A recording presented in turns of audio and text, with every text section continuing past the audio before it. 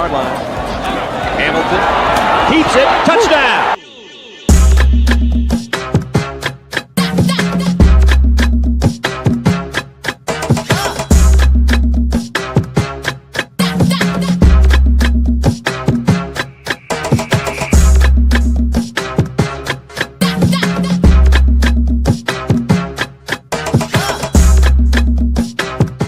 And we've got to thank God every minute of every day. It's your boys, Joe Ham, Ryan Stewart, in the huddle with Joe Hamilton. This is the show. This is the day. It's Wednesday, y'all. Good morning. And before we get started, as always, man, we got to thank God every minute of every day. Hammy, how you doing today, man? Outstanding. Let me give a shout out to Jesus. Let me get a quick shout out. We should do that every second of every day. But just thank you, Lord. Yeah. I'm happy, man. I'm ready to chop it up, Stu. I've been looking forward to this day, man, the entire week. I always look forward to hearing from you, no doubt about it. You're my friend, my brother. But this week, I'm just fired up. As of last week, I was fired up. But I was just thinking, Stu. Yep. Boy, it's hard to play quarterback, brother. Yeah, I said, Joe Ham, did you play this position that's so iconic? Did you play this position that, they look to immediately as far as wins and losses? Yeah. Do you play this position that scrutiny comes when you are asleep? Scrutiny comes when you are winning. Right. Scrutiny comes no matter what. Right. And that you're never in private. You could have 120 quarterback rating and you still getting scrutinized. Somebody's still saying he didn't do this or he should have done that. I mean, the quarterback position is under a microscope 24/7. And all of a sudden, because of the quarterback position, you got to scratch your head when a particular team is going to go out and sign, not think about, not talk to, or not inquire about, but sign a 45-year-old quarterback. Hey, come on now. Okay, what are we into? So shout out to the quarterbacks out there. It's a difficult position, and I pat myself on the back a little bit, Stu, to know when I see bullets flying at these quarterbacks' feet. When I see blitzes come in and diagnosing coverages, when I see all those things, I'm like, man, it ain't the all be all, but it's a very, very important position in all of sports. In the huddle with Joe Hamilton, I'm your boy, One Live Stu, Ryan Stewart. A couple of quick reminders before we get started. Tomorrow morning at 7 o'clock, just like every Monday and Thursday morning at 7 o'clock on YouTube, the Stewart Media and Entertainment platform has a show called The Two Live Stews Experience. It's myself, my brother Doug. Y'all pull up and join us, man. We'll be getting it on tomorrow morning. It should be very, very good. And today, like we do every Wednesday, in the huddle with Joe Ham, we tend to start the show at 12 o'clock. If we can't do it at 12 for some of various reasons, we'll push that thing back to 8 or 9 to get the late night action in. I like the late night action because I'm somewhat of a night hawk. I'm up late. The only bad thing about that is there tends to be games that I want to see on. So we'd like to try to get it in at 12. But today's show, we're filled with tons of college football news because the college football playoffs have made some decisions. We'll talk about that. Last week when we did the show, we talked about how things would go, but the final poll is out now. The bracket is set. We'll get into that. Coach Cignetti in Indiana is doing some amazing things. I'm going to mention that. He's only been in Indiana 2 years, and I did a little research earlier, Joe, about who is this man? Where did this man come from? What was this man doing before 2023 when he came up and before the last 2.5 years when he took over? How did he change the program? So we'll talk about Indiana and what they've got going on. We'll also talk about a few teams that have some gripes. BYU, Texas thinks they should be in. Notre Dame is fussing and crying and kicking like a child. We'll talk about them. We'll talk about the whole process when it comes to determining the final 12 teams. We'll mention the Heisman opportunities that's going to 4 guys that's been invited. I'm very excited about talking about that because Joe Ham was one of the few guys that in the course of their college careers get the opportunity to say, I was up for a Heisman. He was actually the runner-up in 1999 to Ron Dane, so I'm sure he's got some choice thoughts on that. We got a whole bunch of great stuff to get into, man. And I'm going to jump off script real quick, Coach. Yes. I like to talk about that. You want to call it audible? I'm gonna call it audible, but All right. before I call it audible, on In the Huddle with Joe Hamilton, he should be calling all the audibles, but I'm gonna throw a few out there real quick. In that open that we watch every week prior to the show starting, it just dawned on me. What year was that game, Joe? 98? 99? What year was that game? Any idea? 98. When I jumped in the end zone? Yes. That was 98 against Boston College. Yes, sir. Joe, if I'm not mistaken, during that play, did you have a decision to make? Either get rid of that ball and pitch it down the line to your running back, or keep that ball and turn it up, which is what you did, and score? Did you have a run pitch option back in 1998, Joe Hamilton? Are you joking me, Stuart? Yes, I did. You remember I grew up watching Tony Rice and Jamel Holloway, and Coach Ralph Friedgen implemented all types of option in our game plan. So, yes, it was a speed left option. Take it, you run down the line, you're able to pitch it to the running back or turn it up. And at that point, when you smell the end zone, I told those guys, I've always told my pitch guys, hey, listen, I'll give you a little bit of candy according to how you're doing. Are you doing well? Are you practicing well? Right. Because sometimes when you come on a rollout or a fake bootleg, it's both so of them might be open. Yes. Both of them might be open. Or you can just run it in. I remember my great friend Ed Wilder and Curtis Holloman. Curtis Holloman is a great friend of yours.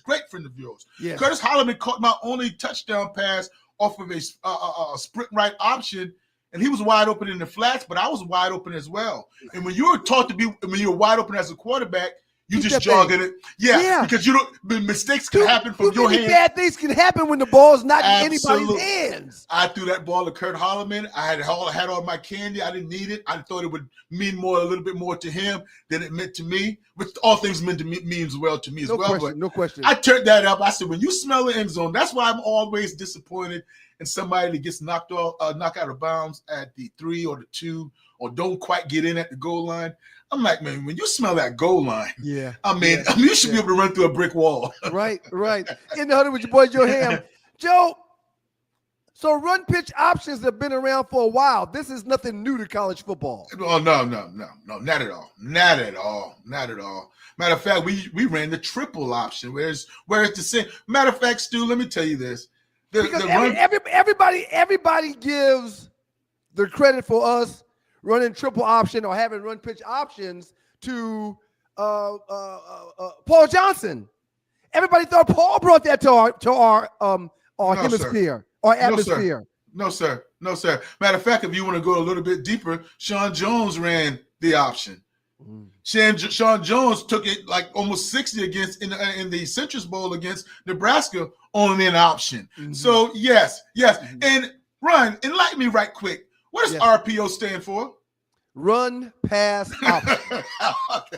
Run pass option. Still going on to this day, brother. In the Huddle with your boy Joe Ham. I'm one live through Ryan Stewart. We're gonna jump into things, man. I saw one of the worst quarterback outings that a quarterback could ever have when Philadelphia played their last ball game. I'm a Jalen Hurts fan. Full disclosure to the people watching and listening to In the Huddle with Joe Ham. I am a member of Omega Psi Phi. That is a fraternity that I joined through the Delta Kappa chapter of Omega Psi Phi at Georgia Tech. Jalen Hurts, too, is a member of Omega Psi Phi. So him being a frat brother will tend to make me say, when I'm analyzing or talking about him while doing my job, give him a little leeway. If he had a bad game, downplay it. Don't beat him across the head. He's a Super Bowl winner. He's a Super Bowl MVP. He's outplayed the great Patrick Mahomes in 2 Super Bowls, in my honest opinion. I think he's one of the greatest quarterbacks that the game has today. Yes. That being said, I don't think I've ever seen a quarterback have a worse game than he did in his last outing. Joe Ham, talk to me. What in the hell took place with Jalen Hurts in that last ball game? He's pressing, or he pressed in that game. And it's okay for you and I to talk about one game. See, when we bash a quarterback, or like I'm about to bash Jalen Hurts, I'm very glad. It doesn't matter that he's a Super Bowl champion. It doesn't matter that he outplayed Patrick Mahomes, which I do agree with you in what you said. What have you done for me lately? We're talking about this past Monday night outing. That's what we're doing, right? So that's what we're going to stand in. It was poor.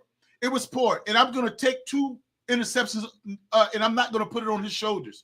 That one across the middle, A.J. Brown, I've paid you a lot of money, 30+ million. You have to come down with that. All right? So that one with Devontae Smith fell down in the second quarter, I'm not going to put that all on Jalen. It's things that, execution goes to the players as well. But what you did, how you were very careless with that ball when you were in field goal range to go into overtime in the red zone on a boot right waggle or a play action rollout on first down, on first down, to where you have a corner route up top and a flat route underneath. You allow that cornerback to play you both. You allow that cornerback to bait you, act like he's playing the flat, and then you're going to try to seep it in on the 7 route behind the cornerback, which you were not able to get. With you being a veteran, Jalen Hurts, I'm going to need you to know that it's first down. I'm going to need you to know that we can't force it. We already have 3 points from the board. Hit that guy in the flat or throw that ball away. Or take the sack. That's what you have to do. Live to fight another day. Live to fight another day, which is a great day because you have 2 more downs, second and third down, and you already have that field goal in the bag. The first interception in the second quarter, how many times have you seen a zone blitz, Jalen Hurts? They're going to bring some blitz off the edge, and then the interior D-tackle, he's going to drop in the hot zone, and that's why you get a defensive tackle intercepting the ball. So he didn't play well at all.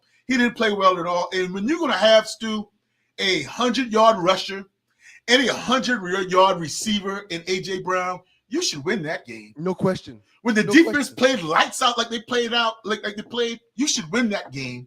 What's the ultimate equalizer in football? Turnovers. Turnovers. And Jalen Hurts, if you're going to have 7 turnovers total in your 3-game losing streak, I think that's going to have to be pointed back at you, Jalen. The last 3 games, and including Monday night, it's going to have to be on your shoulders. You can say about the creativity in the offense. You can say about, a lot of complaining. Some of this, and you know this, Jalen, lies at the feet of the QB. And you're going to have to own it. Let's dig a little deeper in the huddle with your boy Joe Ham. Before I throw out a few choice thoughts about Jalen and his performance. You mentioned quarterback rollout a few minutes ago. Yeah. You mentioned quarterback waggle a few minutes ago. What's the difference in a waggle and a rollout? Well, a waggle is when you're taking the ball from the center and you just sprinting out right away. You're dropping back 5 steps or you're dropping back 3 steps and you're rolling with no influence on the linebackers. You're just coming out and you're rolling to the right. And you're going to bring everybody from the left side to where your eyes are going. A waggle is where you're faking to the running back or a jet sweep before you roll out. So now you're giving a little bit of eye candy to that linebacker, to that safety, because you're giving it into the belly of somebody else. So that's what that play was. He faked, and then he came out on a waggle, a boot type action. So he has a few options. So when you do that, I don't think, and this is what I'm seeing, and I have the same coaching point for Lamar Jackson and Jalen Hurts at this point. All right. I think, Stu, and from my experience, what I went through at some points in my career in college, so to speak, because I heard so many things about being a running, the dual threat quarterback, I would try to prove that I'm a passer. I would try to always sit in that pocket and make a pocket read and, prove I can pass the ball as well. And then I put my legs on the back burner. I would just remind Jalen Hurts, not that he needs reminding from me. I would remind him, you a dual threat and your legs are an asset to this football team. When you sit in that pocket and you try to be Dan Marino, that's not your style. Right. Your style is to be giving first downs with your legs, first down getting out of the pocket. If he can do, and even design runs. Now it's not cutting time, Mr. Stewart. This is not the first 4 weeks of the season. This is playoff seeding. This is, winning the division. I can't save you. You don't have many more games left. So I want Jalen Hurts to be a little bit more aggressive with his legs. And dare I say, Jalen Hurts, Stu, this is a hot take. And I'm going to see how you're going to take this. Come on. Jalen Hurts is limited as a quarterback. Mm. How good he is in all the attributes and the skill set that he brings to the table, and there are numerous amount of them, he's limited. He's limited to a full course, all-out passing game. Yes, he'll throw that fly deep. He'll be on target. Yes, he'll have the play action deep. He'll throw the slant on time. But to sit back there and say, "Get on my shoulders, guys, and let's have a complex pass game." I don't agree. Okay. I don't agree. Why don't we see more creativity in the offense of the Philadelphia Eagles, in your opinion? Is that something you should put on the back of Jalen Hurts, or on Sirianni as the head coach, or on the offensive coordinator? Well, I have to say that Sirianni and the offensive coordinator, they have got in their bag a spread and a creative route concept, a route philosophy than what I'm seeing for 13 games. But Joe, that's my point. Okay. If there's a lack of creativity, Jalen's not putting together the game plan. No, he's not. I'm sure he's got input, but he's not the one that's putting together the game plan. Jalen's not the one that is determining the play that is being called. Does he have the ability to change the play at the line of scrimmage? Yeah, more than likely. But he's not the one that is putting together the order of what they're going to do, when they're going to do it, and how they're going to do it. He is only, in my opinion, my humble opinion, and if I'm wrong, please correct me, he's only doing what he's told to do. He's operating off of a call. He's not creating said call. He's not like Peyton Manning where he might go to the line with 7 different plays.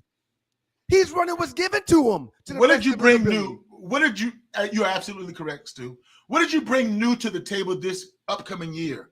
What did you work on in the offseason to where I can expand my playbook, that I can expand your skill set, that I can show evolvement from your position? Yes, we are Super Bowl champions, but what did you do that where I can say, this is going to take us to another level?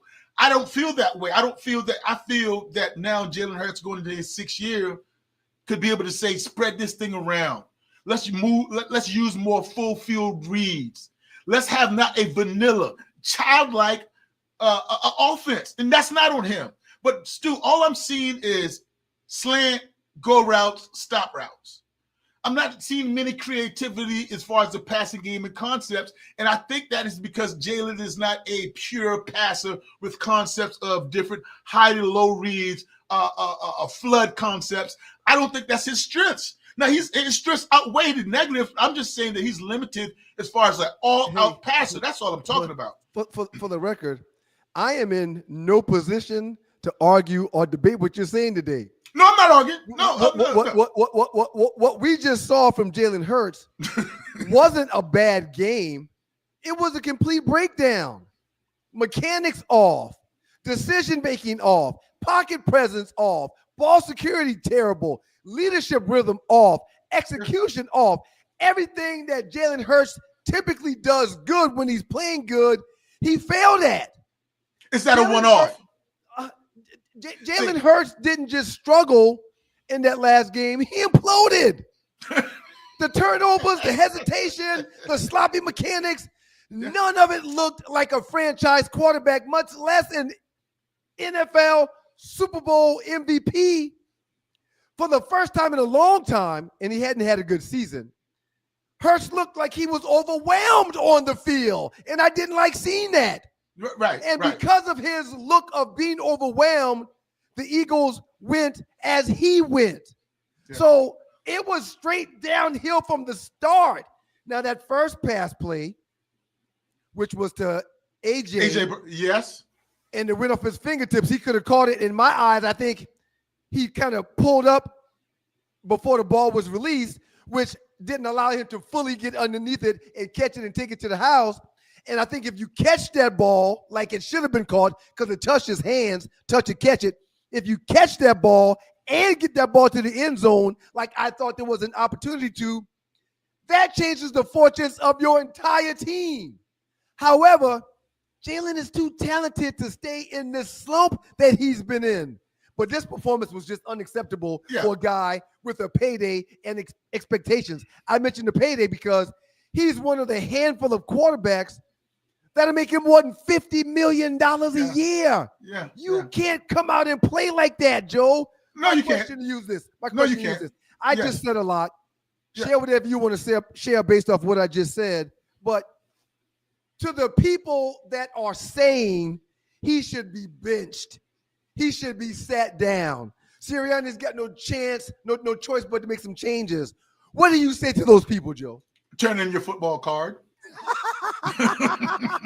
Please don't speak about football ever again in the sight or in the line of people being around you. And here's the deal, Ryan Stewart. Jalen Hurts came into that game, I think, only throwing 2 picks.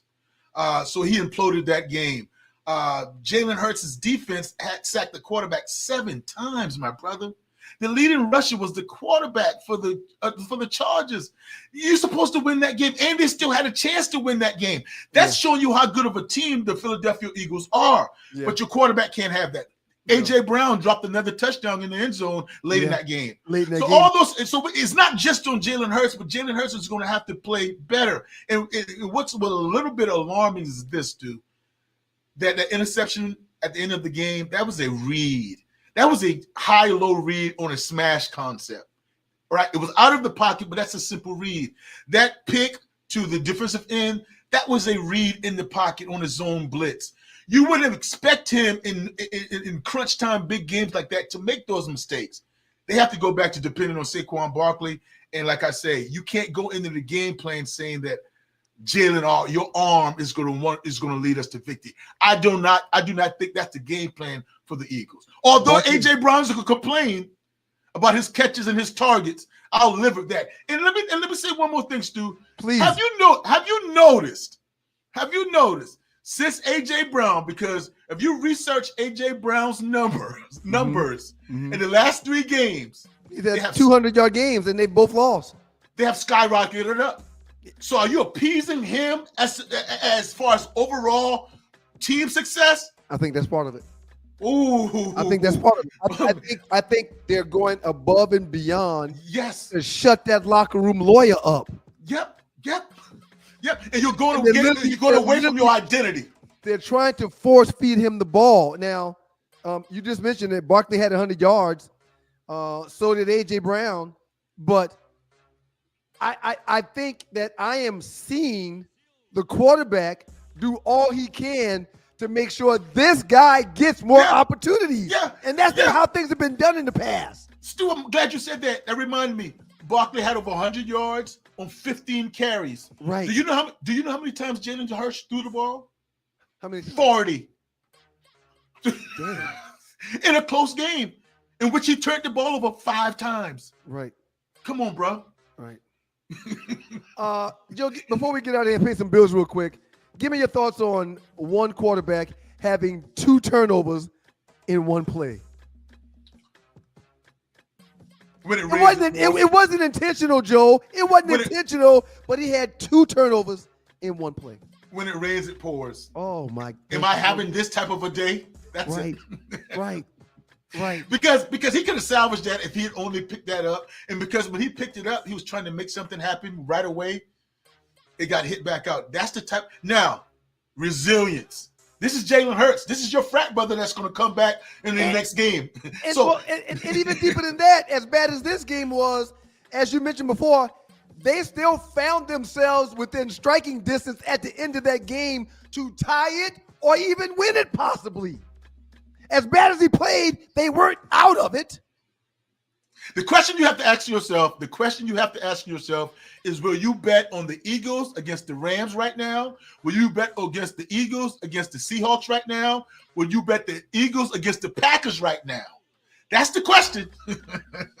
The answer is no, no, and no. In the huddle with your boy Joe Ham, I'm One Live Stu, Ryan Stewart. Stayed on that 10 minutes longer than I thought we would. But when we get back, I'm going to ask Joe Hamilton 2 questions. The first question I'm going to ask him so he can think about it right now. You're 50 already, right, Joe? No, I'm not. 2 years removed. Okay, 48. Okay. Yes, sir. As the 48-year-old that you are, could you suit up right now and play for somebody? That's the first question. And the second question is going to be, what in the hell is Philip Rivers thinking? It's your boy, One Life student, Ryan Stewart. He is the South Carolina and Georgia Hall of Famer himself, Joe Ham. This is In the Huddle with Joe Ham. After we pay these bills, when we get back, we'll jump into a little Philip Rivers talk. Y'all please keep it locked.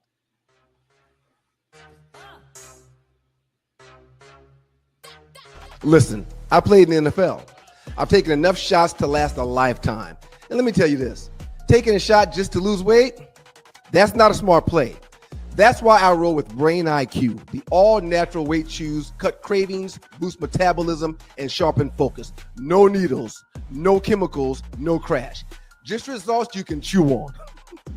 And Brain IQ is not just about weight chews. They've got a full lineup of all-natural products to keep your mind sharp, your body fueled, and your health on point. Skip the needles, choose natural. Order now. BrainIQHealth.com/REF/1LiveStew. Brain IQ Chews. Smart, natural, built for results.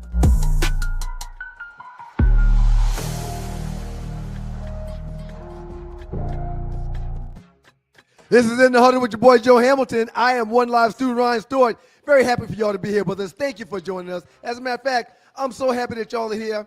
Let me give y'all some applause. Man, it just means a lot. It just means a lot to the audience. We appreciate y'all being here. Ham, we teased it before we went out.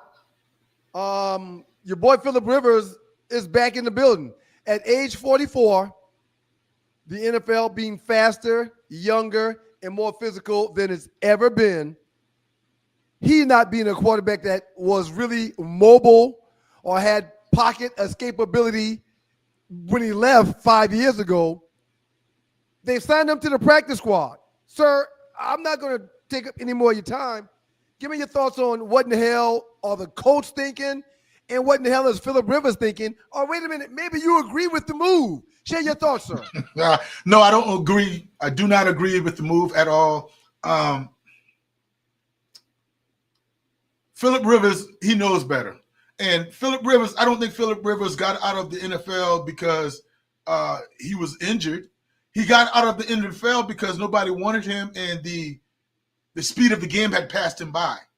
And if he thinks that he is going to be successful in the NFL now, it's fool's gold. It is fool's gold. I initially thinking that you were going to bring him in to maybe mentor Riley Leonard, the rookie quarterback from Notre Dame, but to have him actually play, they're thinking about playing. If Riley Leonard, he sustained an injury last week in the game. If he's not able to go, they're telling me that Philip Rivers is going to play this Sunday against the Seattle Seahawks, a team that has not given up a touchdown in 2 weeks. Are you going to tell me that? I'm fearful for his life. This is not being saved. This is not saving Philip Rivers from himself. Where's his wife? Is that comment tongue in cheek? You fearful for his life, or you being dead ass serious? Well, okay. I'm sorry. Not his life. I'm sorry. He's not going to die. I'm fearful for his health. Can I say that? His health. Not his life. His health. He's going to get injured, Stu. He's going to get injured because I looked this up, and when Philip Rivers last played, he was in a playoff game, Stu. And that season, Philip Rivers got rid of the ball the fastest among all eligible quarterbacks. So he gets the ball out of his hands. That means to me that he reads coverages well. His pre-snap looks is very, very well, and he's very accurate when he gets the ball out of his hands. He's not holding it long at all. Well, I can make you hold it long by jamming the receivers. I can make it, you hold it longer by playing zone coverage. And when you're going against a defensive line like the Seahawks, you're going to get tattooed. Oh, yeah, you're going to be a shark in water, in a blood-fested water, man. He's coming back to fit if they put him on the field. I don't think he's going to touch the field. However, reports are saying that he is. Hopefully you're praying for Riley Leonard. That's the only thing you can be because he's going to be on the field, Stu. This is not – why else would you make this move? There's no PR here going on. He's 44. The NFL is faster, younger, and far more physical than it was the last time he played. Quarterbacks in today's game succeed with mobility, pocket escapability, arm strength, and having second reaction playmaking ability. All of those things, Philip Rivers has none of those traits anymore. At age 44, his arm strength has been diminished. His reaction time will be slower. His durability has to be a concern, and he will not be able to extend plays like today's quarterback needs to do in the National Football League. Go ahead, Joe, I'm listening. That was never his game as far as extending plays. There's only I think maybe three pros. Three pros that I can understand why you would think about this move, not make it, just think about it. Shane Steichen has been around the Los Angeles Chargers with Philip Rivers for at least 3 years prior to Philip Rivers going to the Indianapolis Colts. So they have a background. And my reports tells me as well that they talk weekly. They talk all the time. They're very good buddies. They stayed in touch when Philip Rivers retired. Also, Philip Rivers coaches his son in high school, and his son, runs the exact same offense that Shane Steichen and the Indianapolis Colts are running now. That's what he implemented with his son. I'm not sure, Stu, if he's throwing and keeping his arm loose with his son. I know he's watching film. I know he's up to tune with the offense and the checks and that part about it. The playbook he's going to excel in. I'm only worried about him physically, not mentally at all. Physically, arm strength, like you alluded to, reaction time, like you alluded to, and what about the Achilles?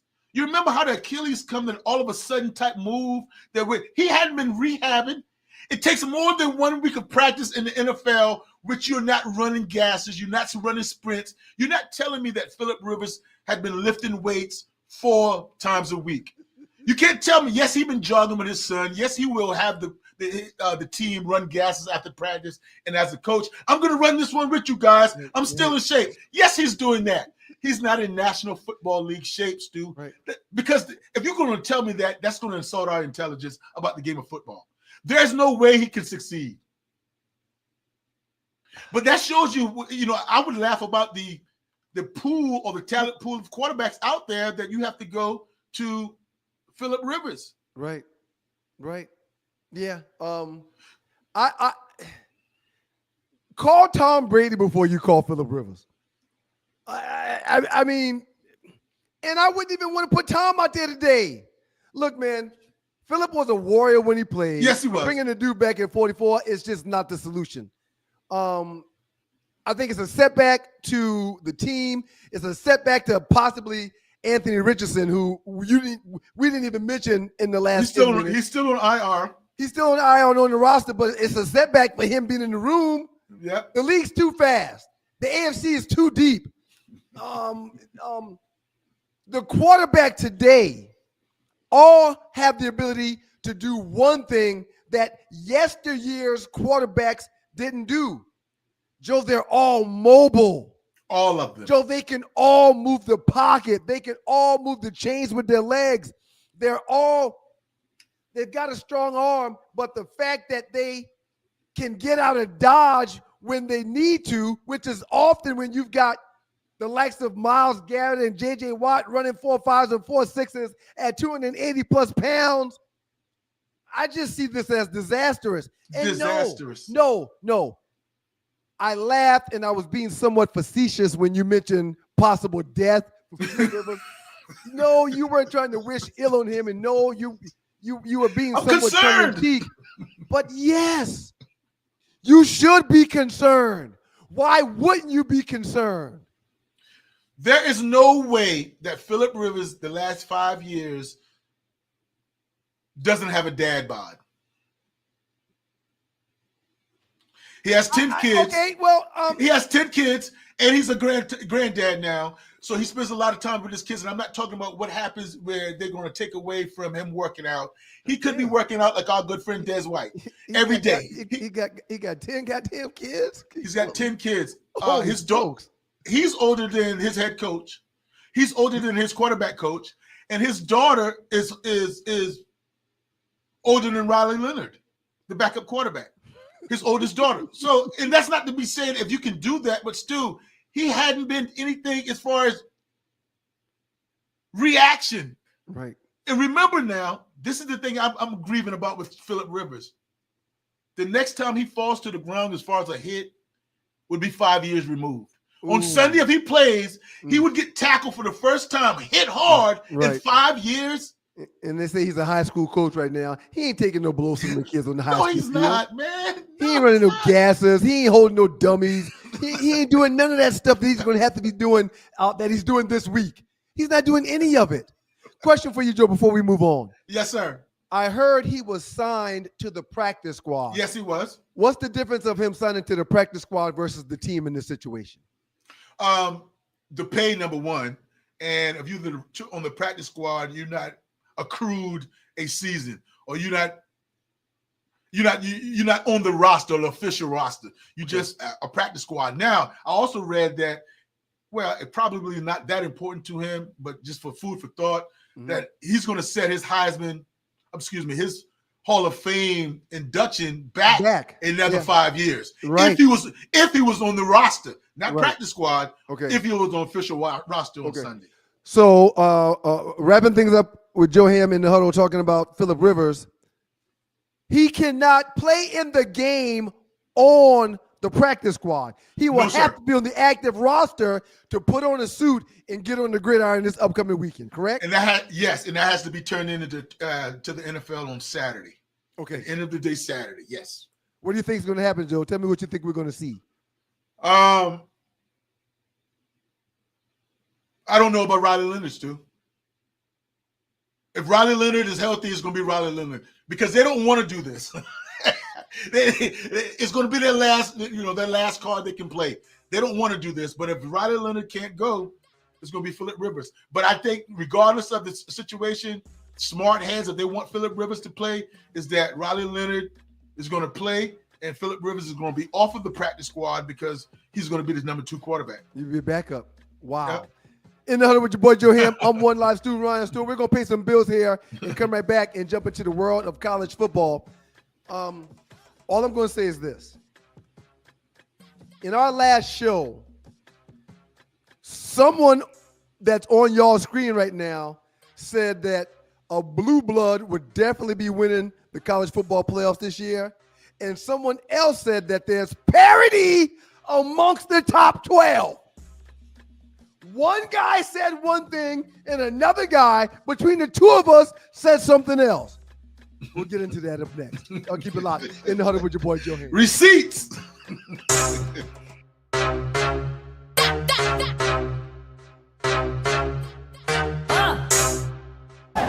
Needles, man, please. I retired from those when I hung up my cleats. Why get poked when you can snack your way slim?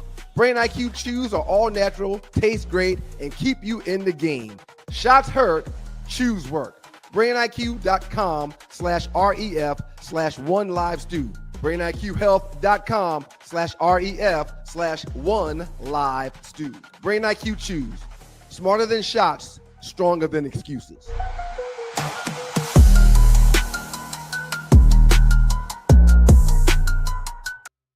In the huddle with your boy Joe Ham, I am one live Stu Ryan Stewart. Do you drink coffee, Joe? Yes, I do. God almighty. I started a couple of months ago, man, and I got it bad. Yeah? I got it bad. Do you have to doctor it up a lot? Sugar, cream, and everything? No, I put a little bit of creamer in it, but I'm drinking it black, no sugar, but a little bit of creamer. So it's not black because of the creamer is inside of it, but no sugar. I don't pack a bunch of stuff in it. Ain't no vanilla this, but no, I ain't doing none of that. Just a touch of creamer. Don't feel bad for yourself, Stu. A lot of doctors will tell you that's healthy. Well, I'll be damned. Yep. yes. You do your little research about it. Don't condemn yourself. You're okay, brother. Okay. Well, I'm glad you said that, man. Especially if you don't doctor it up too bad. Yes. No, I'm not pounding no sugar in it. I ain't got a bunch of sweetener in it. You know, a little bit of creamer, and we keep it pushing. But I really, really enjoy it, man. In the huddle with Joe Ham, I'm one live Stu Ryan Stewart. Quick reminder that tomorrow morning at 7:00, Doug and I will be doing another edition of a Two Live Stews experience. It will be a Given Thursday. Y'all please pull up, man. You can catch us on YouTube live at 7:00. If you can't catch it live, whenever time allows, you can go to the YouTube platform, pull up Stewart Media and Entertainment, and catch the Two Live Stews experience at your leisure when time allows. On our last show last week, Joe, you said that, in essence, you ished on the Indiana Hoosiers. You ished on Cignetti in his second season. You did not give them a chance and or an opportunity to win their conference because they were playing against the big, bad Ohio State Buckeyes. You had total confidence in Ohio State. You didn't give Indiana a chance. I'm going to fall back, Joe, and just listen to your thoughts about the Big Ten Championship and about the only school that is undefeated going into the college football playoffs. No, it's not Ohio State. No. No. No. It's the Indiana Hoosiers. Joe, please share your thoughts about the Hoosiers and how they pulled it off last week. Shame on me, partner. Shame on me, Ryan Stewart. Shame on me for going that far. I'm talking about I was 100% confident. No, absolutely no confidence that Indiana was going to do what they did, even after I saw them dominate Oregon physically. I didn't believe it. I didn't think they had the skill set. I didn't think they had the Jimmies and Joes. But here it is. They stand and having a Heisman Trophy finalist in Fernando Mendoza. A top receiving core that is top-notch, O-line that's very, very physical. And I was just wrong. And I'm having to slowly but gradually change my thought on the college football championship now. Because I'm still not there that I think Indiana can win three games and hold up the trophy. I still think that it would be in the last 10 years the same old schools: Georgia, Alabama, Ohio State. And everybody else, I don't think they will. It would not be a new team, in my opinion, win it all, other than Georgia, Alabama, and Ohio State. And I go to this: Kirk Cignetti. What he's doing is amazing. I want to get off from me trying to be right. I was totally wrong, and it should be malpractice for what I did. Nobody can go 100% like I went. I didn't go 97, 98. I went all in that there was no way. And to get dominated like Ohio State got dominated, they didn't win any parts of the game. They rattled Julian Singh, the quarterback. Defense was stout. Jeremiah Smith is going to do his Jeremiah Smith things, so you can't shut him down, the wide receiver for Ohio State. But I didn't see the mismatch that I thought. It was not a mismatch at all. And for Coach Cignetti to tell Penn State, don't even think about it. Right. I'm not interested in your job. I'm staying right here. To have the pride and the wherewithal to say, I'm going to build, or they're going to build a statue here for me in Indiana. Bob Knight who, so to speak.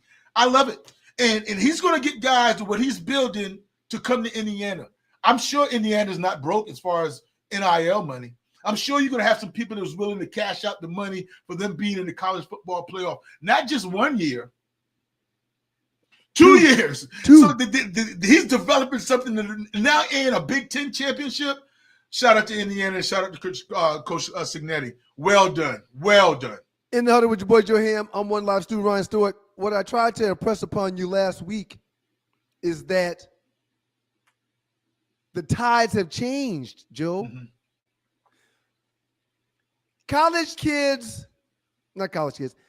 school kids that are blue chip All-Americans, top 10 players, top 15 players in their state. They're not saying, I have to go to Notre Dame because I can be seen on TV every week. I have to go to Florida. No. No matter where those players go to school, their games are now being televised every week. Yep. There was a handful of schools allegedly paying players under the table. We're not going to call any names. We all know who they are. Well, now you ain't got to pay people under the table no more. The collectives that these schools have hired are using to pay these players money for name, image, and likeness, not to play football, not to attend the school, but the NILs are to pay these players for the schools using their names, their images, and their likeness. That's how they get around. We're not paying the players. We're just paying them because we're you. Everybody's got some money now. Mm-hmm. Mm-hmm. So back in the day when blue chip All-Americans only considered going to 10 schools, they're not doing that anymore. Everybody's got at least a handful of players. That's right. That's right. And if you put the right people around your handful of players, a receiver, a quarterback, a running back, a DB, maybe a tight end, maybe a tackle. Not all of them, but if you've got one of those that's a premier player on your team and you've got him outfitted around other players to supplement his abilities, you can have a winner. Yep. And that is why, Stu. Go ahead, Joe. And that is why, to your point, Stu, that is why I think more now than ever, coaching matters in college. Sir, and that's where I was going last. Coaching is, I mean, it's paramount now in college because it's so equal or getting more equal that if you can develop, can you have a scheme and develop and have a plan? Signetti has a plan and a vision, and I think everybody can see that now because Mendoza was a transfer in. That's right. That's right. He saw what he liked. Yes. He saw something that made him say, I'm going to take my 6'5" self to Indiana and play football there. I know I'm a good quarterback. Yeah. And with the mastermind that they've got at the top of that program and what I saw them do at 11-2, I'm going to come in and be a difference maker. Yep. And let's talk about Signetti. 11-2 his first year, 12-0 right now, first regular season where they've been undefeated. They're in the college football playoffs. I mean, he's making the right calls. He was number 2 prior to them doing the final poll, but they beat number 1 and had to get pushed up. They deserve it. Yes. I told you last week, and I'm not trying to beat up on you, Joe. I mean, well, you were absolutely correct. I mean, I'll take it. You were very convincing also. But I told you last week, I questioned if Ohio State's O-line and D-line were not equal to Indiana's if Indiana's wasn't better. Yeah. And after the game, the Big Ten championship, one O-line and one D-line clearly played better ball than the other. Now, Ohio State had chances to win. Ohio State missed a huge field goal towards the end that would have given them the upper hand, but that missed field goal is part of the game. Absolutely. Indiana played better. Yeah, there's no doubt about it. And I only looked at Ohio State top-ranked defense, giving up under 10 points a game and giving them all of their flowers. And I forgot that Indiana was second. Indiana's defense put out the same type of input, not as great, but the numbers, they were giving up less than 10 points a game as well. That's very, right. very physical. That's right. So defense. And they're a pretty even team. Now, again, Indiana's going to have more Jimmys and Joes, but only 11 can play on the field at one time. Right. Hey, man, I want to remind you real quick before we move on. There's several other non-traditional powers, teams that aren't considered blue bloods, that are in the final 12 teams. Yes. Oregon. Yes. No Ole chance. Miss. No chance. Texas A&M Aggies. No chance. Texas Tech. No chance. Look, man, don't you dare tell me no chance, because you said that last week about Indiana. Hey, you can't do that, Joe. No, but I can't do it because I did more research. What I said last week was such a shameful act that I went and done research that Texas Tech, they can't do it. Oregon, they can't do it. Oregon's going to have to win 4 games. Ole Miss is going to have to win 4 games. They're not doing it for 4 straight weeks. It's going to be, remember, it's the 10th of December. It's going to be a blue blood that wins it. And I know Miami's a blue blood, but I'm not considering them winning the title in the last 20 years. Alabama, Ohio State, or Georgia.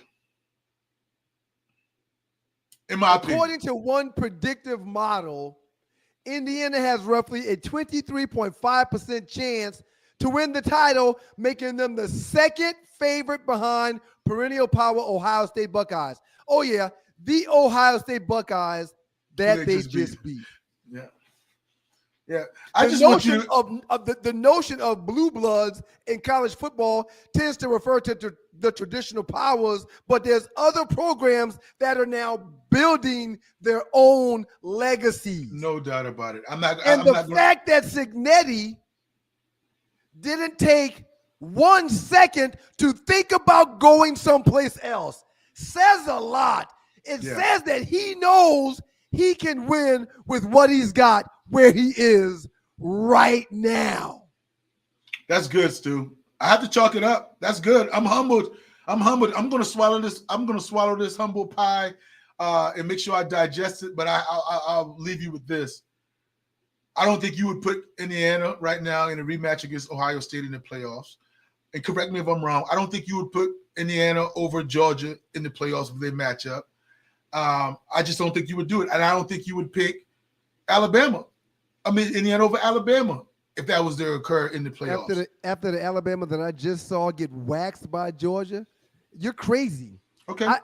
Joe, I'm being honest. You bought in. I hadn't bought in quite yet, so shout out to you, Stu. Well, no, real quick, and again, this is your show. I am not, and I would never try to upstage you, but you've got some huge testicles to say the things you're saying after the way you went on last week and said the things you said last week. To come back on here, you got testicles the size of 18-wheel tires. To come in here and say they can't be so-and-so, they can't do so-and-so. Man, you got to stop it and wake up and smell the coffee. Okay, Stu. Okay. Will you right now? Will you in a rematch that was going on this Saturday? Would you pick Indiana to beat Ohio State again? Well, Joe, I'm just asking. No, you were absolutely right. So I don't want to water down your prediction of how you felt last week. And you were never saying that they didn't have a chance. I went overboard. First and foremost, beating a team 2 times in one season is very, very difficult.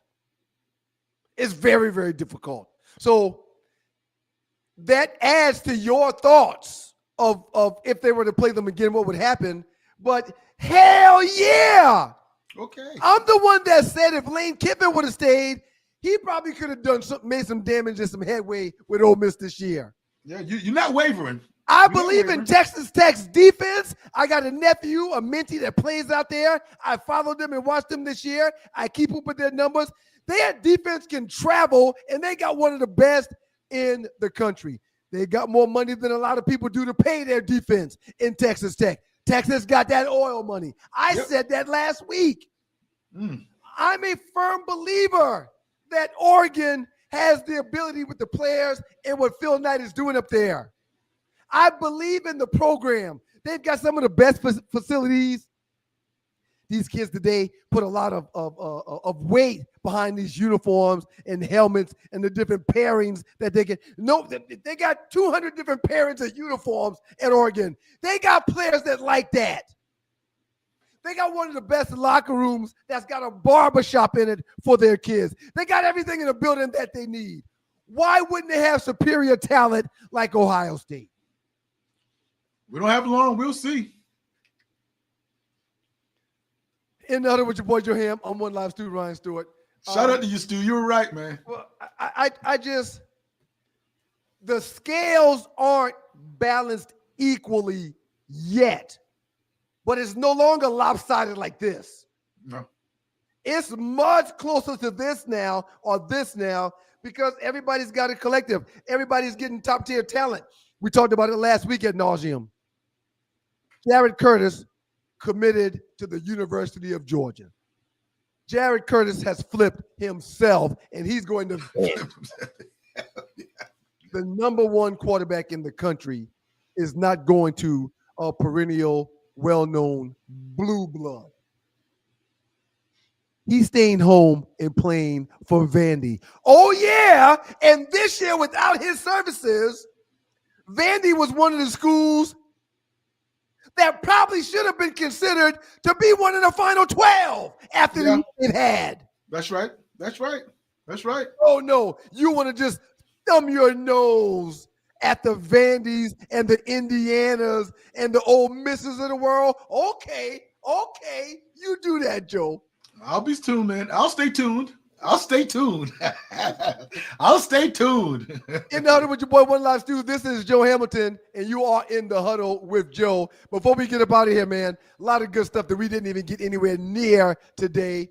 Talk to me about your Heisman Trophy candidates that's going to be going to New York. Or is it in New York this year? Where's it at this year? Yeah, it's still in New York. Yes, okay. It's still in New York. Talk to me about that, Joe. Tell me what you think. Tell me who you like. Is it Mendoza's trophy to lose? Give me your thoughts on who's going to win this Heisman. And that's right around the corner, isn't it, Joe? Yeah, it's this Saturday, Stu, and it's going to be a tight race. How do you separate these guys? How do you separate them? I don't know how you do it. Now, two guys went head-to-head last week in Mendoza and Julian Sain from Ohio State. So immediately I would put Mendoza ahead of him. But the numbers with the three quarterbacks, Pavia from Vanderbilt, he's another quarterback that's added in there. Diego Pavia. I like his style. I like his creativity. I like the way he makes plays, extend plays, off of platform plays. He's exciting, engaging. I think the best player that's in New York or will be in New York this weekend is Jeremiah Love, the running back for Notre Dame, but his stats will not add up to that. So with the numbers these guys put up in the head-to-head with Julian Sain, I would think it's Mendoza, the quarterback for Indiana's job, or his trophy to lose. And I put it to you like this. My wife did show me some research and she thought about it. Mendoza from Indiana, man, hadn't really played a fourth quarter yet. I think he played the fourth quarter one time. So you can't always look at stats when you're talking about the overall Heisman Trophy and comparing the amount of TDs and total TDs and passing yards. That doesn't always tell the story because some of these quarterbacks and some of these players, they don't even play the fourth quarter. They don't have the ability to pad their stats. But like I've said every year when we talk about the Heisman, Stu, the honor is in being invited. The honor is in fellowshipping with the other Heisman Trophy winners that's going to be there, going to Rockefeller and seeing the trees and all those things, hanging out in New York. That's the honor of being at the ceremony. No doubt about it. I was going to ask you before we get out of here, and I do think Mendoza will win, and I just think he's had too impressive of a season coming off of last week's big win, which a big part of that win was all him. He was putting that ball in the breadbasket last week, under pressure, taking hits, took a hit early that I thought he wasn't going to come back from. Yes. Went out for a play or two, came right back in and picked up right where he left off. You were a Heisman Trophy runner-up, 1999 to Ron Day, and I talk about it all the time because it still really blows my mind when I think about it. I sat and watched that thing, and I prayed so hard that God was going to bless me with the trophy. He went in a different direction. But share your thoughts on the trip. Share your thoughts on the ancillary things outside of the actual winning or losing of the trophy. Share your thoughts on that Heisman experience that you had back in 1999 for our listeners before we get out of here. Yeah, there's no doubt about the whole trip, being invited, telling your parents, the ability to have your parents there, the ability to fellowship with the other three quarterbacks, Ron Dane. The three quarterbacks was Michael Vick, Chad Pennington, Drew Brees, and Stu. Competitive. The football throwing machine, the football throwing the ball through the hoop. 2.5, 3 hours we sat there competing, fellowshipping like we were winning a national championship game, to be in the Heisman Trophy room. And that's the last year that they had it in the downtown athletic club, where the elevator is just, you only can fit 2 to 3 people in the elevator, that you had to wait 3 minutes for the elevator to come back. Johnny Rodgers, Archie Griffin, Tony Dorsett, Roger Staubach, Marcus Allen, you name them, man. Bo Jackson. They all come back. They're thinking about, generation. Mr. Mike Rozier. And that bus that you get on after the pre-ceremony on Friday, you get on the bus with all those Heisman Trophy winners riding down and taking a tour of the New York City. So just the old-time fellowship, how they talk trash to each other, how they respect you as a ball player, just to be among the greats, it was something I'll never forget. And I'll say it because I'm so grateful. Invite me again, and do not tell me I can't win, and I'm going back each and every time. No doubt about it. Even though you know you're not going to win, you still want to be counted in. I have no grudges with Ron Dane. Yeah. The only grudge I have a little bit is the scene where the Nissan Heisman Trophy commercial is gone. That would have been so dope. Oh, God. The best commercials in football. My goodness, man. Wrapping up in the huddle with Joe Ham. I'm your boy, One Live Stu. Before we let you go, Shedeur Sanders played an outstanding game last weekend. Threw for almost 400 yards, accounted for 4 touchdowns, 3 in the air, 1 in the ground. Didn't ultimately win the game because Stefanski took him off the field when they had to go for a 2-point conversion. Man. Joe, how much accountability does Kevin Stefanski have to take for overlooking what clearly is one of the better options he had at quarterback from day one? How much accountability should he take for Shedeur? His star rising late is how I'll put it, Joe.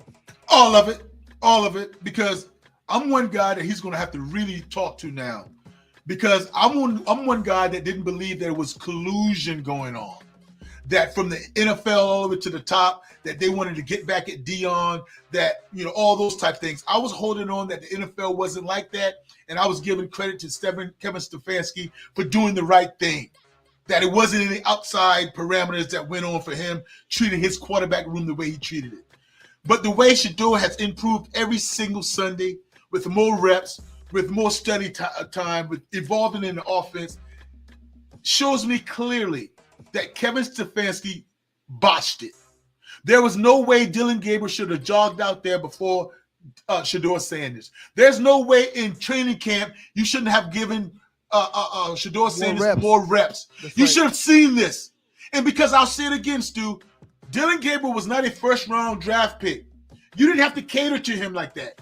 From the 3rd round on, you don't have to cater to any draft picks. So there's no put him in. Where's my money? I invested in those guys in him, so I must give him a chance. No. Shedeur Sanders is better than him, Dylan Gabriel's, because Dylan Gabriel has no upside. He's a fine quarterback, but he's not going to get better. Can I ask you a question? He's limited, yes. Do you fault them for giving Flacco the go-ahead ahead of Shedeur Sanders? When No. Flacco had the experience, Flacco was the older vet. No, because you couldn't tell that to Myles Garrett at the time. That's all. Myles Garrett is thinking playoffs. Myles Garrett is thinking that, I don't want to go through with a rookie, and it doesn't happen when a rookie quarterback takes you to the playoff or the promised land. He wasn't thinking that way. Give Flacco the #1 reps and have Shedeur battle, or at least have Shedeur Sanders and Dylan Gabriel battle. They didn't give Shedeur a chance to battle for #2. No. Not a chance. So what we're seeing now in Shedeur, it's going to be his team for the next 4 games. And with Deshaun Watson coming back next year, not to start, but just be in the room, I don't think Cleveland is going to have to go anywhere to get a quarterback. I really don't, because Shedeur Sanders is doing what he needs to do. And I am willing, Stu, I'm not sure if you're there yet, but I am willing to forget about whatever happened to Shedeur Sanders up to this point. I'm willing to chalk it all up to God's timing. Everything happens for a reason. Now we know what we know. Let's move forward knowing what we know now. Forget about everything that's happened to this point. Here's where we are, and this is what we're going to do. Let's go. And because I firmly believe that he has that locker room. You hear Myles Garrett and Jerry Jeudy, and even Kevin Stefanski now is talking about Shedeur in a positive way. And he's been named the starter for the remainder of the year. It's not a week-to-week situation no more. It's his job all the way through for the rest of the season. All the way through for the rest of the season, and shout out to him. I'm going to ask you this, Stu, right before we leave, because you and I are friends, and this is how things go as far as keeping score. In vacation and on the islands in about 15 to 20 years, if Shedeur Sanders and Cam Ward doesn't play each other again, right? Just hypothetically say they don't play each other again. Who's going to have the bragging rights? Is it Cam Ward because he won the game talking to Shedeur on this island, or Shedeur is going to come back at Cam Ward and talk about the numbers, close to 400 yards total, 4 total touchdowns, but I lost. Who's going to have the bragging rights, Stu? Joe, this is the shit I love right here. This is great. And the only reason why I'm mad at you is because you didn't bring it up about this right before the show.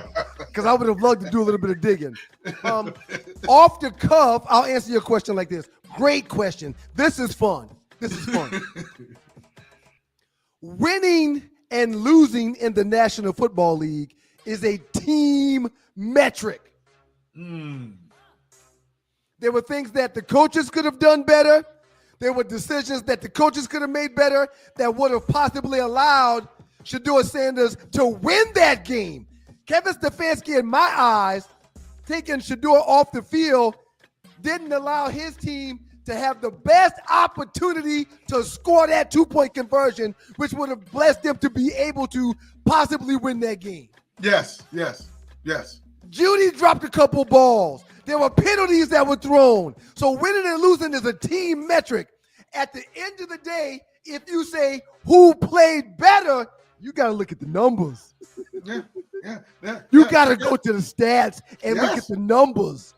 Yeah. And on that island that Shedeur and Cam Ward are going to be on in 20 years, if they never play again and they get to jawing at each other, Shadeur's going to say, how much did you throw for? Yeah. And Cam's going to say, who got the win? How many touchdowns did you throw? How many touchdowns did you run in? Yeah. I did this, and this. What was your quarterback percentage? What was your quarterback rating? Cam Ward threw for 119 yards, man. Right. Barely got over 100. Shedeur was right below 400. Listen, man. And for the people that say that long touchdown pass, no, I'm not taking nothing out. His numbers are his numbers. I watched that game, and I was like this the whole time. Yeah. I text hold on. Which long touchdown pass? The one the previous week or the one to Judy this week? I was thinking previous week. I was about to go back to the old one, the 60-yarder. But yeah, Judy had a good one this past weekend. Yeah, and that's what thread the needle. He licked the safety off, and he threw a bang 8 right there on his chest, hit him right in the numbers. I text Doug like, man, do you believe what we are seeing right now?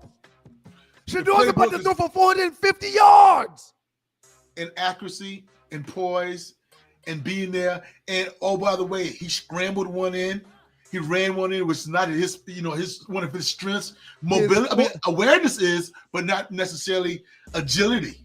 His fourth game, his third week working with the ones. Yes. This is what we get. Now, keep in mind this. Compartmentalize it right here. It was just the Tennessee Titans. That was Tennessee's second win. They were a one-win team prior to winning that game. So they're not a good football team right now. They are trying to build right now. However, Cam was outplayed easily by Shedeur Sanders in that game. Yeah, you got to treat that like a preseason game. Everything what Shedeur is going through now is preseason type reps. It's learning. So I don't care if you play. I don't care who you're playing against now. These are all reps, valuable reps. Shedeur did outplay Cam, but I say this to you, Stu, about your point. And there's others, and there's other factors in winning a football game. But oh boy, only 2 people get that record though. Yeah. You don't talk about the record of an offensive lineman. You don't talk about the record of a free safety. No, you talk about the record. You talk about the record of a head coach and a quarterback. That's right. Right. The head coach that's making the decisions for the team and the quarterback that touches the ball every offensive snap.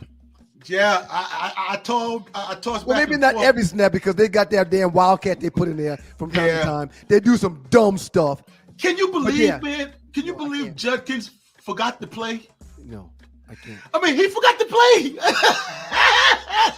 And let me say this right quick. When you have a 2-point play, you work on that 2-point play on Friday, Thursday, and on Saturday morning. Yeah. When we get in this situation and you go over it in walkthroughs, for Judkins to forget that he's supposed to give this ball on the reverse, come on, man. I couldn't believe it happens.